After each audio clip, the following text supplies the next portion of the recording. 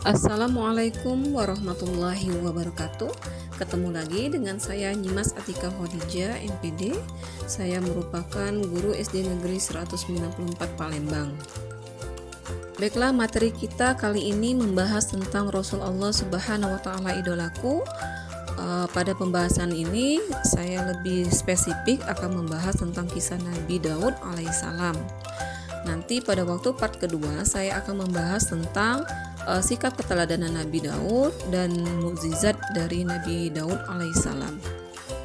Baiklah, kita akan memasuki materi di sini tentang kisah keteladanan Nabi Daud alaihissalam. Bahwasanya Nabi Daud alaihissalam merupakan putra dari Yesya. Ia tinggal di kota Bethlehem. Ia tinggal dengan ayah dan 13 saudaranya. Nabi Daud alaihissalam adalah keturunan Nabi Ishak alaihissalam bin Ibrahim alaihissalam. Beliau dijadikan oleh Allah Subhanahu wa taala seorang nabi dan raja atas Bani Israel. Selanjutnya, sejak kecil Nabi Daud alaihissalam sudah memiliki jiwa pemberani. Beliau memiliki keinginan untuk ikut berperang, tetapi Raja Talut yang merupakan raja negeri itu tidak mengizinkan karena umurnya masih terbilang muda.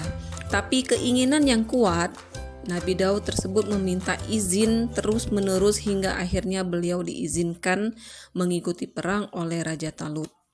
Kemudian saat itu Raja Talut berperang dengan Raja Jalut yang dikenal kuat, kejam dan ditakuti semua orang.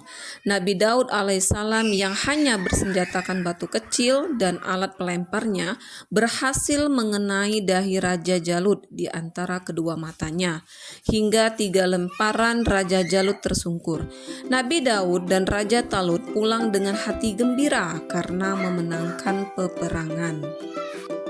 Nah, ketika sudah dewasa, Nabi Daud alaihissalam ini menjadi panglima perang dan dinikahkan dengan salah satu putra raja, yaitu Raja Talut. Nah, selalu Nabi Daud tadi selalu mendapatkan kemenangan dalam setiap perperangan, membuat Nabi Daud alaihissalam tadi semakin terkenal dan dicintai banyak orang. Nah, hal demikian inilah ternyata membuat iri Raja Talut sehingga berencana untuk membunuh Nabi Daud alaihissalam. Ketika sudah dewasa, Nabi Daud alaihissalam menjadi panglima perang dan dinikahkan dengan salah satu putri Raja Talut. Selalu mendapatkan kemenangan dalam setiap perperangan sehingga membuat Nabi Daud alaihissalam semakin terkenal dan dicintai banyak orang. Ternyata hal ini membuat iri Raja Talut sehingga berencana ingin membunuh Nabi Daud alaihissalam. Selanjutnya, istri Nabi Daud alaihissalam yang mengetahui rencana itu memberitahukan untuk meninggalkan istana. Raja Talut yang mengetahui tempat persembunyian segera menyusul. Di dalam perjalanan, ketika Raja Talut sedang beristirahat tertidur dan terkejut mengetahui bajunya sudah terpotong. Nabi Daud sudah ada di hadapannya dan berkata, "Seandainya aku ingin membunuhmu, aku mampu melakukannya, tetapi aku tidak ingin mengingkari janji dan menipu." Raja Talut pun meminta maaf dan Nabi Daud alaihissalam memaafkan dengan lapang dada atas kesalahan yang dilakukan oleh Raja Talut. Kemudian Raja Talut pun kembali ke Baitul Maqdis. Ternyata Raja Talut meninggal dunia dalam perperangan. Saat itu Bani Israel mengalami kekalahan.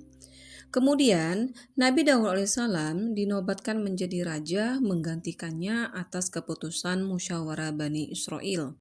Wassalamualaikum warahmatullahi wabarakatuh.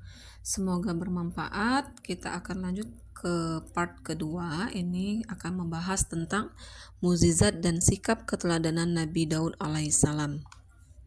Jangan lupa subscribe channel YouTube saya.